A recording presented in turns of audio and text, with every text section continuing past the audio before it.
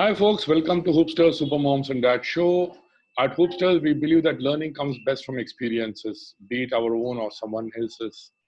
This is why we bring to you unique parenting stories of super moms and dads who have overcome odds to raise kids to have and had an interesting journey to becoming a parent. Some of you may relate to these stories and may even find answers to questions or challenges that you are facing as a parent. And that is the whole idea. And today's topic is about rediscovering the me in the parent. We are in conversation with Anand, a founder of Native Puppets, animation studio, and online art school. Anand, thank you very much for being on this show. And Thank you, Bala. hopefully what we talk today will be useful to somebody out there. Because that's the whole idea, I mean, we really are not sharing those small little moments in our lives, which can actually inspire somebody. And that's this whole agenda here.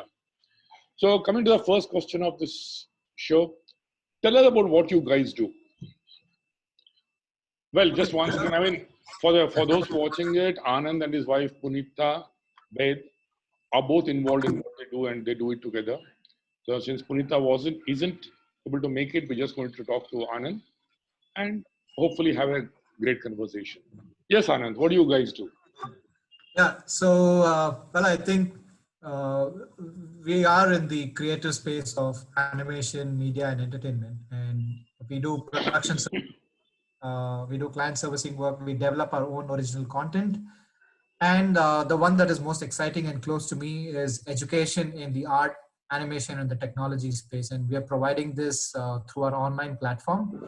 That's what Native Puppets has been doing for the last 8 years successfully.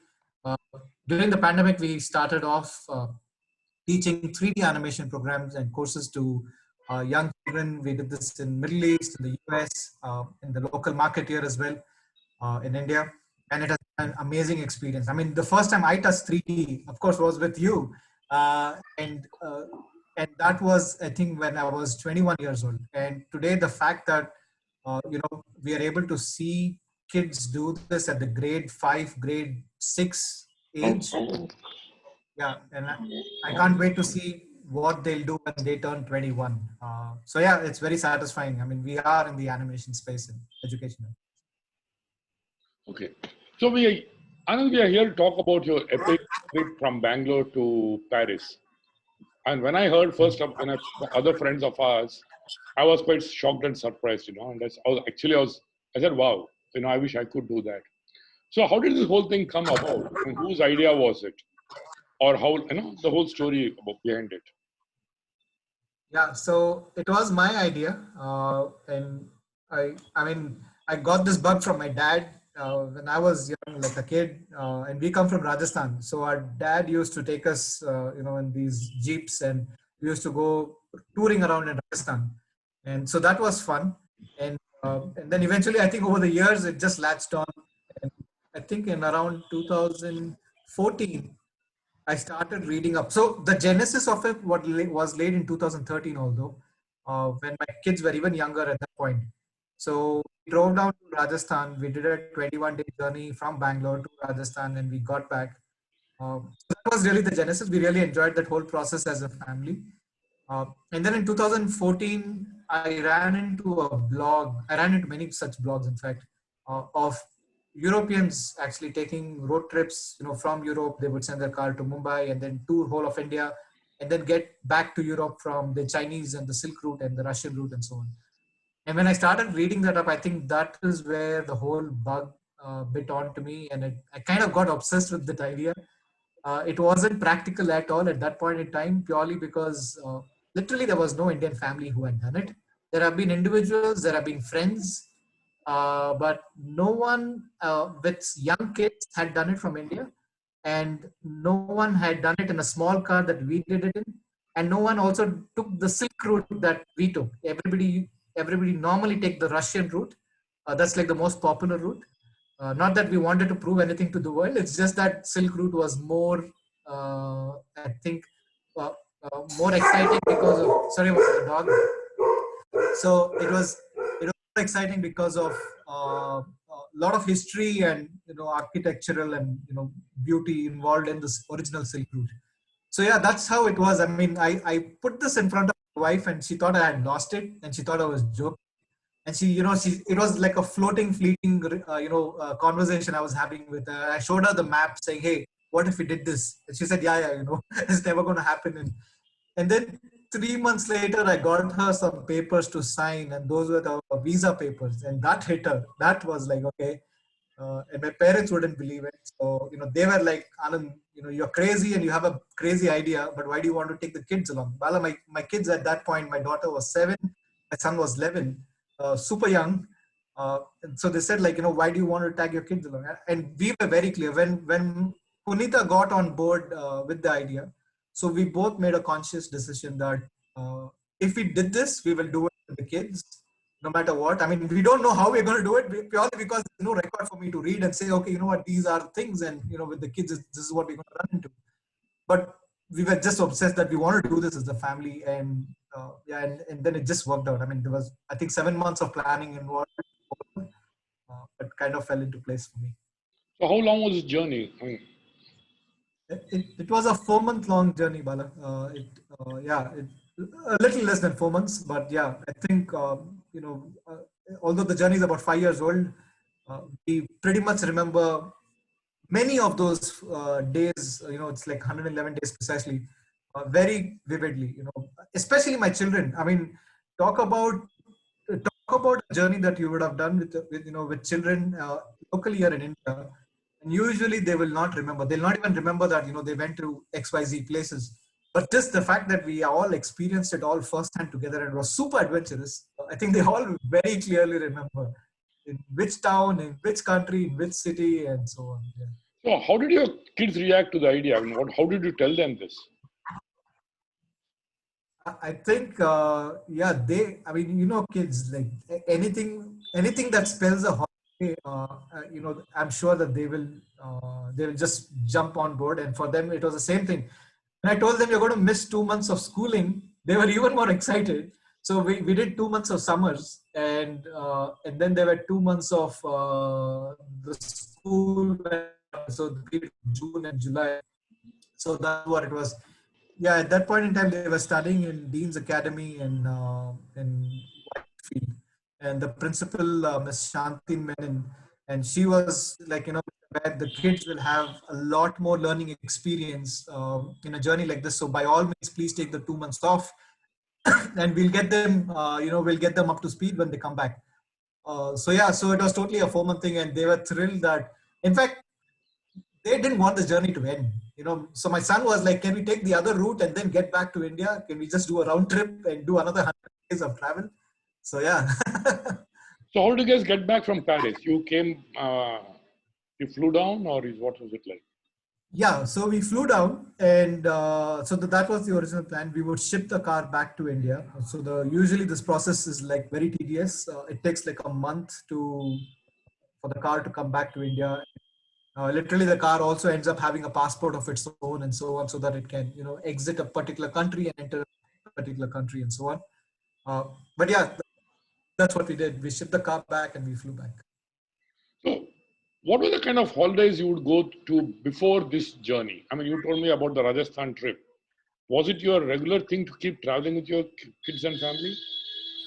Not really, Bala. I think in 2011, Punita and me did a road trip in the US that lasted for about 14 days. We did about 3 states, and we totally loved the whole experience again.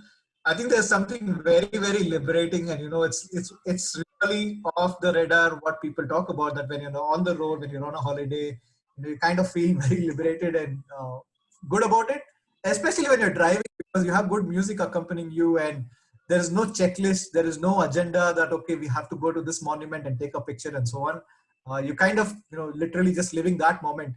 And I think that's what Punita enjoyed a lot. She wasn't a roadie at all, absolutely, in the beginning. So I think after the Rajasthan road trip, the first thing she did was a big, namaste, and she said that, "Anand, do not ever call me into another road trip." The only reason was, in the Rajasthan road trip, I had a checklist with me.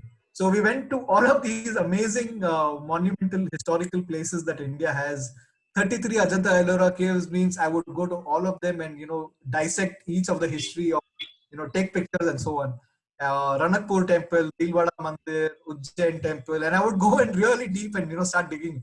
And she said, Anand, that's not that's not what you told me. You said you're going to be very, the whole journey is going to be very paced out and relaxing and so on. But you're really making me run, and that's not right for the kids, for me. And we were in Bijapur, the Gol Gumbaz, and I reached at the parking lot and I told her, Punita, you know where we are. This is on our way back. After I think we were probably on day 20 or something like that, 18, 19 something. And we were on our way back and I told her, what this place is. And she said, no. I told her, this is Gol Gumbaz. It's a World Heritage Site. It's a UNESCO site and so on. So I'm super excited, let's go and we have to get back to Bangalore. And she refused to get inside Golcondas. She said, this is absolutely not the way to travel. You cannot force me into everything and anything.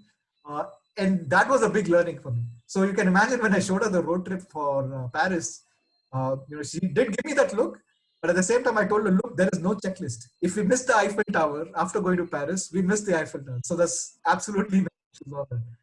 So that was her only condition, that we don't want it to be rushed and no checklist. And it worked out. So what changed you, Anand? I mean, like you said, I know you. I knew you as a 21-year-old. Okay, and I definitely don't remember you like. Okay, there's absolutely. So what changed? Was it always there, and you were not showing it, or like you said, your dad also introduced you to traveling? So where did all this come from? I think, Bala, it's like literally being in the grind, when you're doing things for a long time and you just want to break free a bit and try something different. I think this is one of those things. This turned out to be a little bit far too different, but really it was me quitting my job. It was a very, very satisfying career I had with DreamWorks Animation, on their Train Your Dragon project and Shrek and Madagascar, a bunch of these amazing movies as an animator. And, I also moving on with my career and my life. I was like, okay, before I figure out what next in my job, maybe I should do a trip. And that's when, we had already done Rajasthan, like all India, well, the east part, the northeast part, sorry, the western side. And then when I ran into a few blogs, I think that is when it really, had a sting in me that, we should really do this. I think other than that, it was really the whole job thing, trying to get into the next phase of your life and trying to see if you can travel and be with the family a little bit more. And this is one of the biggest things that I strongly recommend going on road trips with family, particularly, is because it's such an unadulterated time that you could actually get with your, with your near dear loved ones, immediate family members. It is, I think, one of the most liberating things to do. What are the preparations you made before the trip? Sorry, Bala? What were the preparations you made before the trip? So I very clearly remember my wife Punita did have her bit of nightmares, because one, it was a trip that we cannot just absolutely prepare for, because we don't know what lies in store for us. But I think she was really concerned for the kids. And one night she kind of woke up middle of the night at 2 a.m. and she's like, okay, Anand, if we get stuck somewhere, if we need food, where do we get food for the kids? Where do we get milk for the kids, and so on? So yeah, she was a little paranoid about it, but I think 75% of our luggage was only food. I mean, one is being vegetarians, and you're traveling in these predominantly non-vegetarian countries around the world, especially Middle East and China. For them, even even shrimp and things like that is all veg for them. So yeah, I think 75-80% of it was food. That's what my mom-in-law and my mom made sure that anywhere you put your hands in, anywhere the kids can put their hands in, they'll find like something to snack on and so on. But I think apart from food, there's a whole lot of preparations to be done. Insurance for your car, visas for yourself for all these countries. Really figuring out how do you even get visas, and what happens at a border checkpost when you go to a particular border. What if they turn you back? You cannot enter this particular country from this particular checkpost. Things like that. So you really want to make sure that you don't want to arrive at a particular entry point of a country only to be told, sorry, you can only fly in here, you cannot come inside your car. So all of those things is what really needs to be figured out. I mean, did you have any good advisors who guided you through the trip? Uh, yes, I did. So there's a gentleman called Mr. Joseph, and he is like a legendary traveler in my opinion. And he's done a good. I don't recall him doing this particular stretch that we had done because he had done the Russian route. But that said, his experiences did value a lot. So we relied on him, and then there were a ton of reading that I did on the internet in terms of the various travelers when they blogged out. Uh, you know, you really have to put yourself in that situation. That if you ever cross the sea between Azerbaijan and Kazakhstan, then there's a good potential that you may get stranded on that particular ship, and then you will get seasickness. So a bunch of things you have to kind of mentally prepare yourself. So you have to put yourself in that situation, saying that, okay, if this happened, then what? And then it's not only your preparation; you actually have to prepare your family as well for the same thing. That hey, this may happen.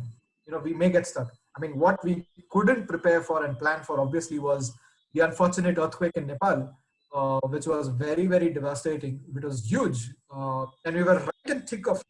We were like the second day when the Richter was at 6.7, we were like barely 13 kilometers from the epicenter. So it was pretty crazy. Obviously, there's no way to prepare for things like that. And we slept in the car for 5 nights. So there was a situation. Here is me telling my family, and Nepal is just pretty much India, right? You barely are just made out of country, and where you have told the family that hey, it's going to be an awesome adventure. You have sold them all these amazing, dreams of the road trip, and then bam, within the sixth day of the start of the journey, uh, here we are amidst aftershocks after aftershocks, sleeping in the car for 5 nights, getting stuck and seeing people panic because every time there's an aftershock, there are rocks falling from the valley. So yeah, that is what it was. It was really really bad, and thanks to the Almighty and even the Chinese army there because it happened at the border of China and Nepal, and they kind of saw us through. They evacuated us on the sixth day, and a bunch of things happened. So yeah, that's a long story, but yeah. Did you ever regret taking your family on this trip? Apart from the Nepal earthquake, no. I think it is the most sensible thing I think I've done is like taking the kids along, purely because now my son is taller than me. At that point, he was really really like just about there, and his voice had not even cracked at that point in time. So yeah, it was. I think this is something I strongly advise. Kids grow up super fast, and people should travel with family. Like the earliest they can, the best. You know what, Anand? Today the problem is most of the parents, especially the Indian ones, okay, for them these kind of trips are very unrealistic.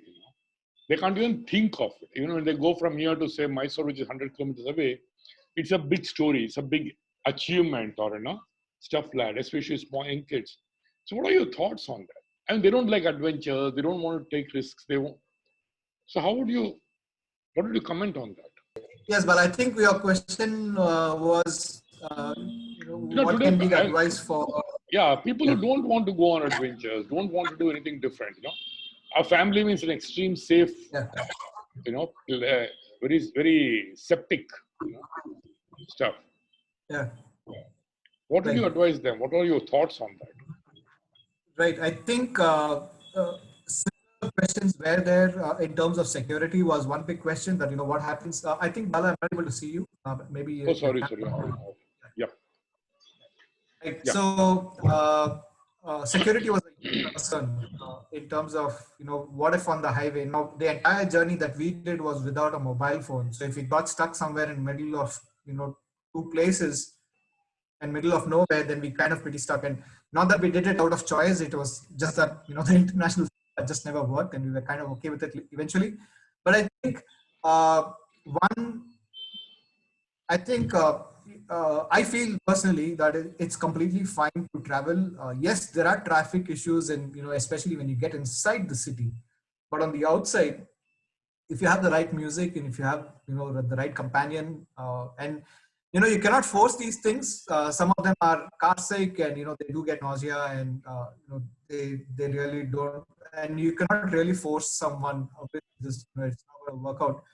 But other than that, if you can manage to convince everyone that, hey, this is going to be a no gadgets journey, no playing on the mobile phones, let's spend time together, let's play games together, let's play word games together, and we improvised, we made our own versions of games, and the kids would actually role play, every checkpoint we went to, and the kids would role play that particular accent and so on. uh, but I strongly recommend, if you're Anand, sitting on the I fence think your thinking whether to. I think your bandwidth is not on full go. Is it? You're cracking. Okay, 1 second. Uh, okay, I'm not sure. Is it any better now or Oh no, let's go still ahead. We bad? can't really depend on this. Go ahead. Yeah. Okay. Yeah. 1 second.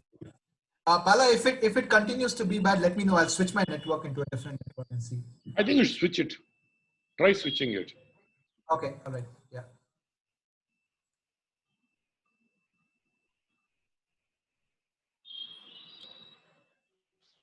Okay, so I've just switched the network. I'm not sure how we're doing right now. Yeah, I think this looks better. Okay, yeah. Yeah. If it continues to be bad, let me know and I'll try doing something else too. Sorry about that. Yeah, no issues.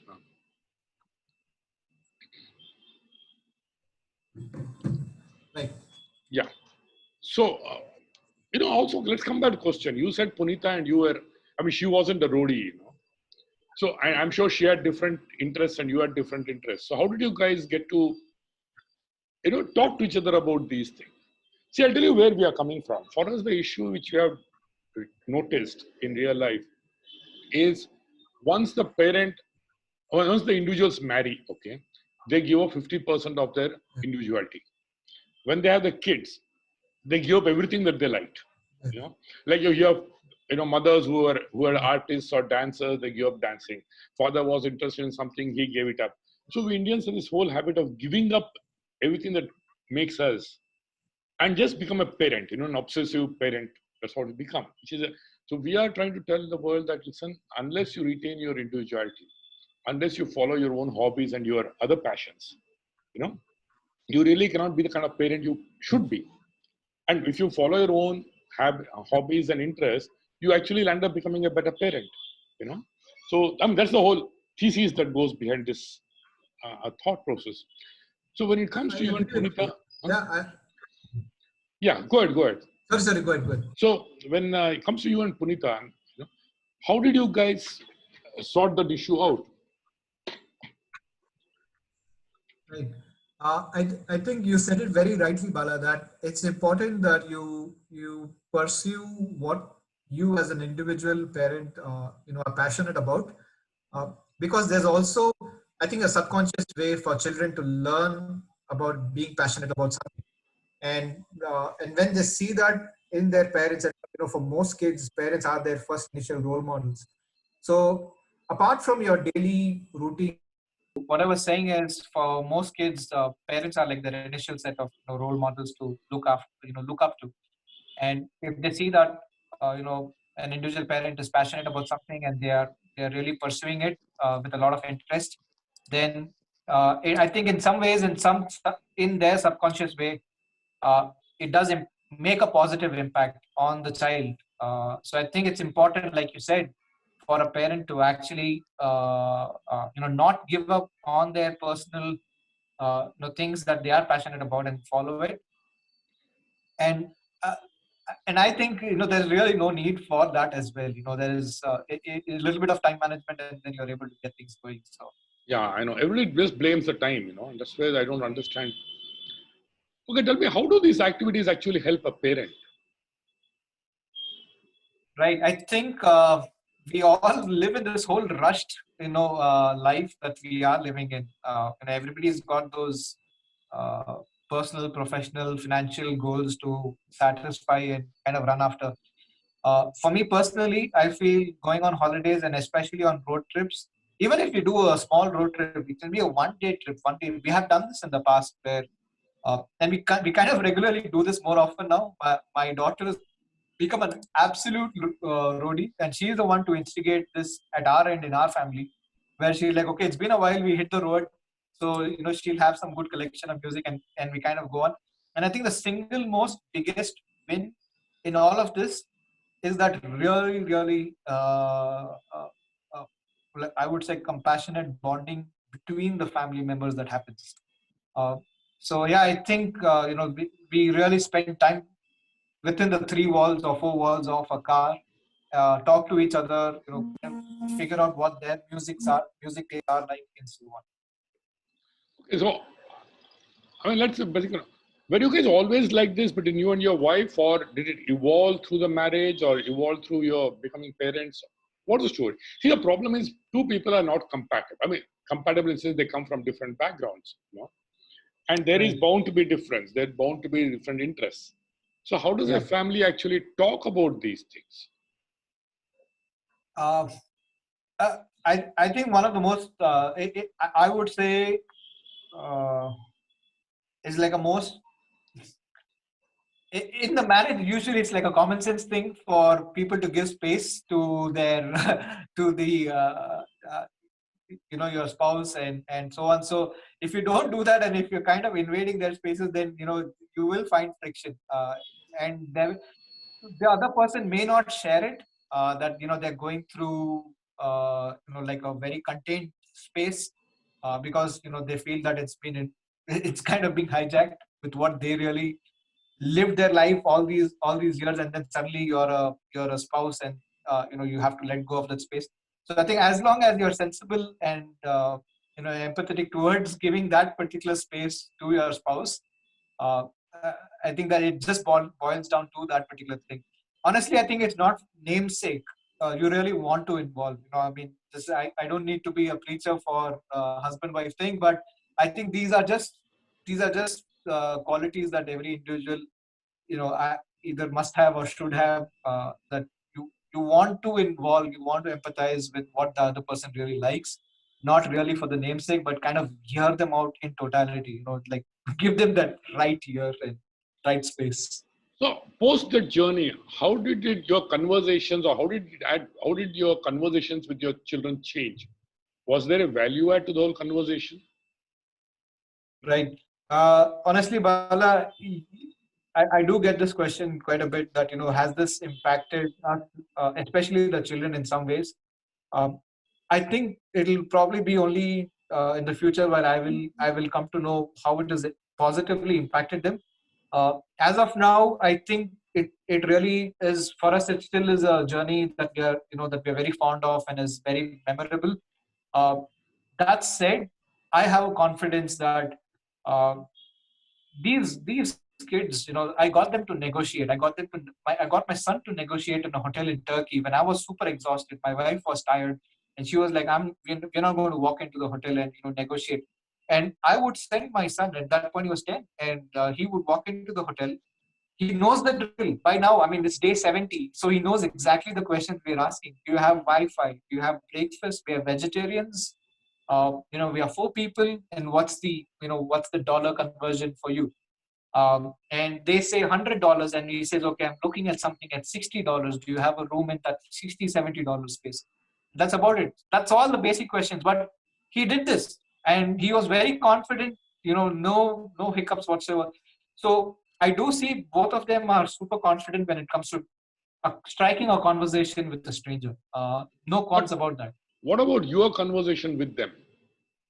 I so I'm not sure in what way. I don't see like any change. I think we're still very chill and cool about. Huh? No. So I think we're still very chill as we were before. So I don't see any major changes between us. For at a personal level, I do think, and I get this from my wife, and it kind of bounces off that the road trip was at that point it was not thinkable, purely because it had not been done.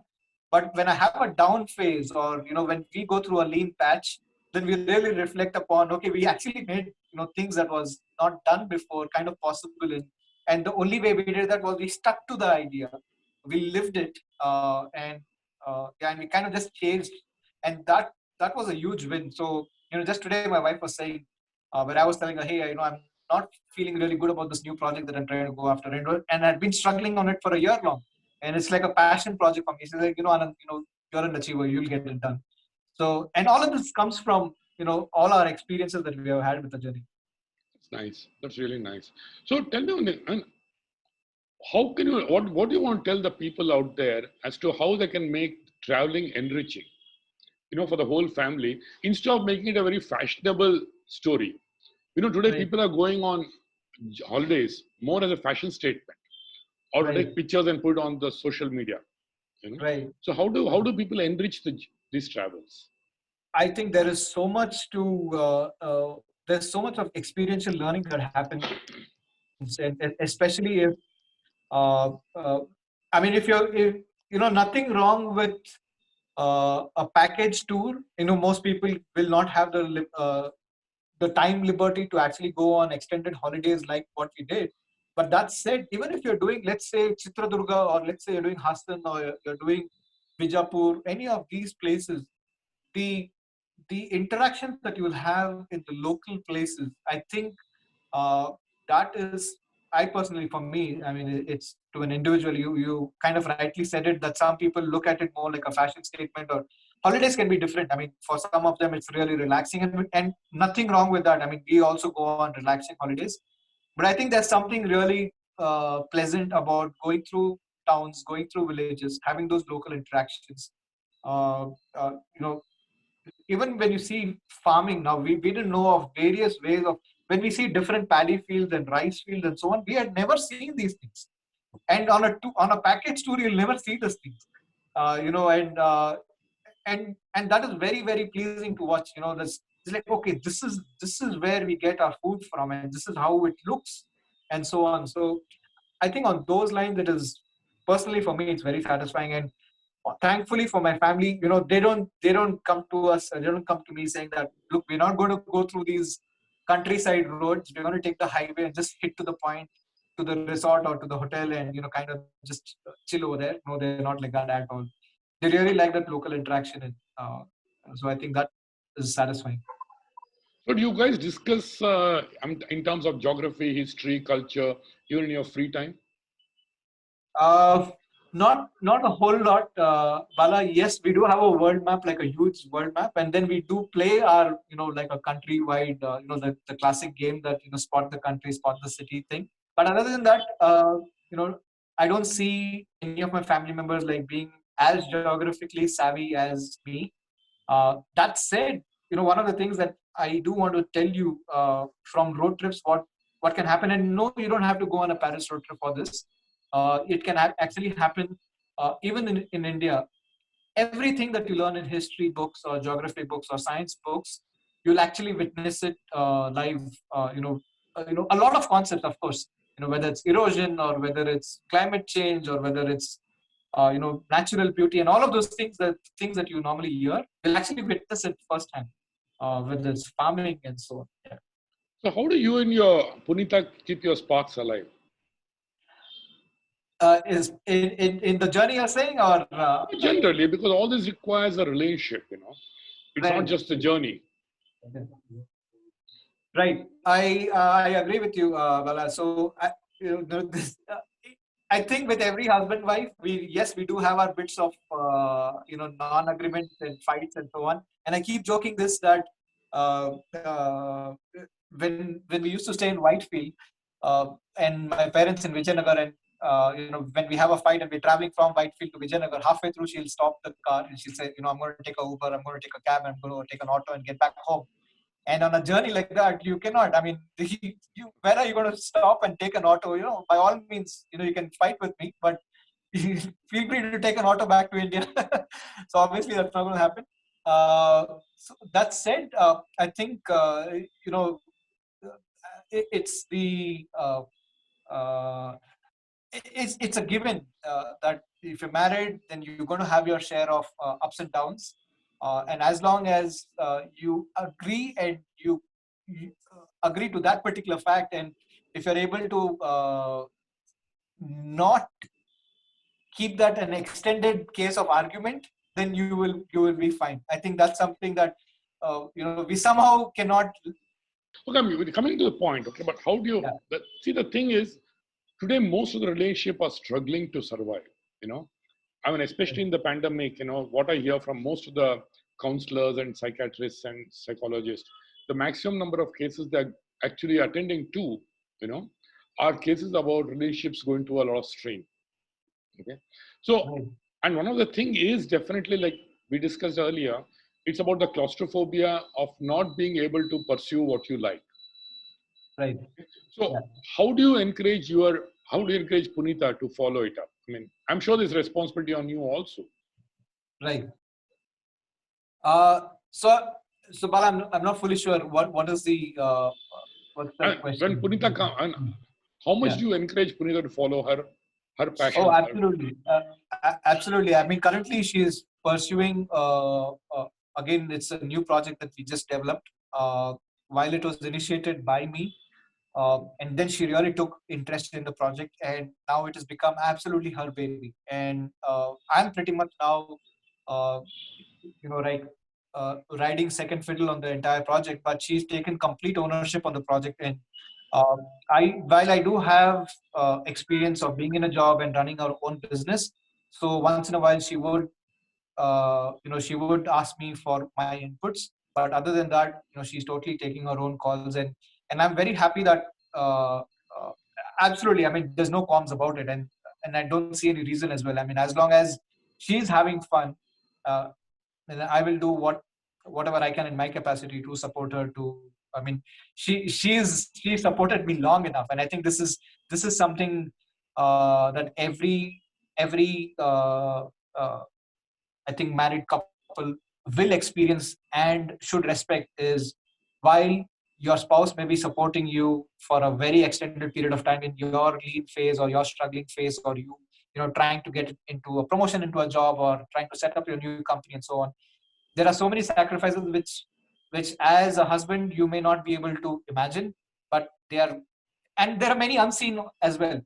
So when it comes to your side, you want to make sure that you're kind of being as compassionate and giving as she was, and I'm pretty sure it's the other way around as well. So I So think it's just about that. Yeah.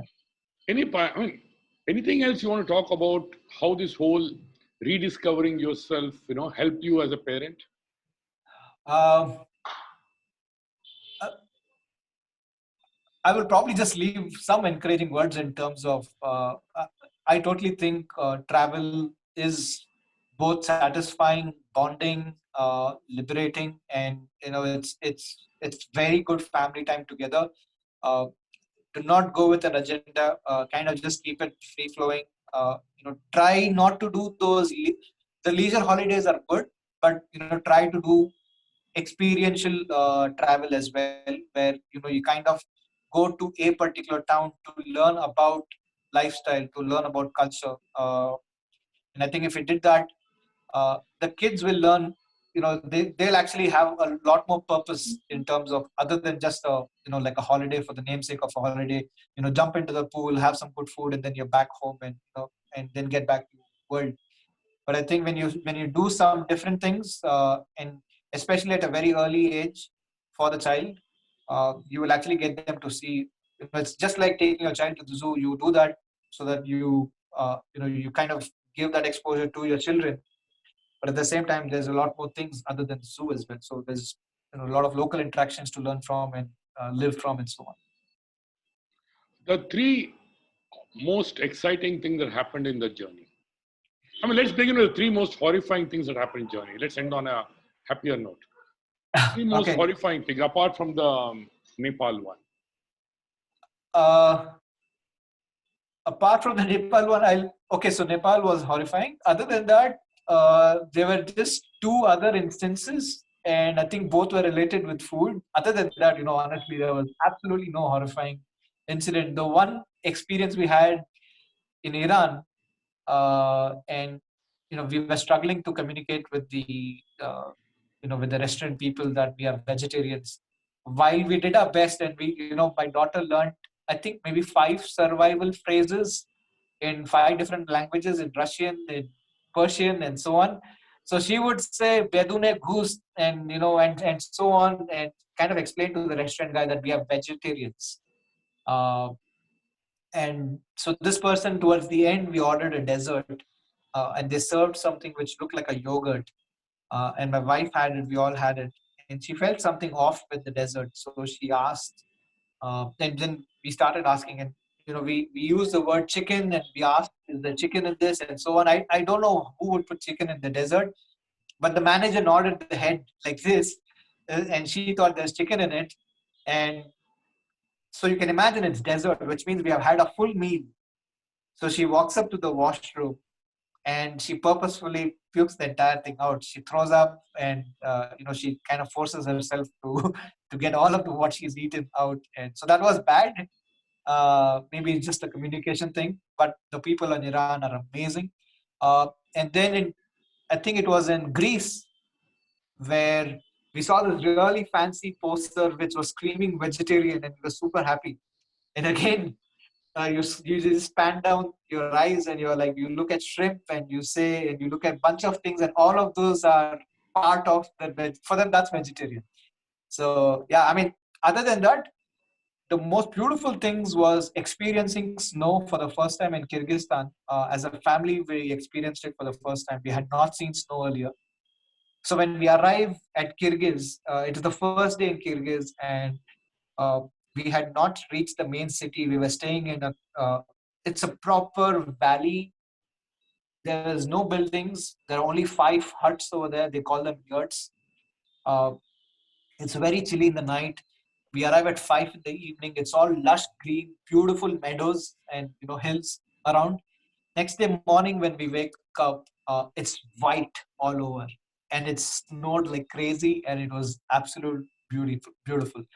I think the other thing with Kyrgyz is just in the same location we have open, horses out in the open, and they're like 40, 50 of them, and just running out in the open and free.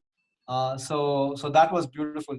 Turkey is another beautiful place. I mean, we absolutely loved driving, crisscrossing the entire width of Turkey. So much of natural beauty there. So I think that was a lot of pleasure. I think we got a fair bit of thrill where in Santorini we shipped the car to Santorini, and we were driving around in Santorini in our car. And then how touristy Santorini is, especially Indians. So there was this whole contingent from somewhere in Karnataka had come in, and I overheard somebody saying, "Hey, nodo, illi ke car ide, maga nodo yen marta illi yen, what is it doing over here?" And then they walk up to us and they hear our story, and they're all like super crazy that what is a KA car doing in Santorini. And then they got us food. They asked us to be part of their they are all having lunch. And yeah, so that was fun. So things like this, a lot of memorable. There was this lady in Uzbekistan who I was having again trouble explaining to the restaurant that we are vegetarians. So she with her grandkids are having food, and I asked the lady that, hey, do you speak English and can you explain? And she does that. She explains that they are vegetarians, so do not put any meat. And about 15 minutes later, we were doing a takeaway. My son and me were going to just pack foods and get back to the room and have food with our family, with wife and kid. So when we asked for the bill, and the guy said it's already paid for. I said, who paid? Is that the family that was seated here? So they're already walked out. So they paid for your food. And then we just ran out, and I met up that lady, and I asked her, why did you pay? And she said that she has strong affection and love for India, and you guys are our guests, and we would like to just honor you with that. And she just paid for us. Wow. Yeah. So many stories, many such stories. That's what I always tell about, traveling and experiences, because, I'm sure after all these years of having completed a journey, I can still see the glow on your face and the excitement when you talk about it. I think that's Right. exactly what we miss out in today's world when we are doing it. We don't really experience life. We don't experience people, Right. and we're always, planning to keep everything safe. But it was very Right. nice to see the excitement you still have, Anand. It's amazing. Exactly. Yeah. Bala, I mean, you kind of hit the nail on the head.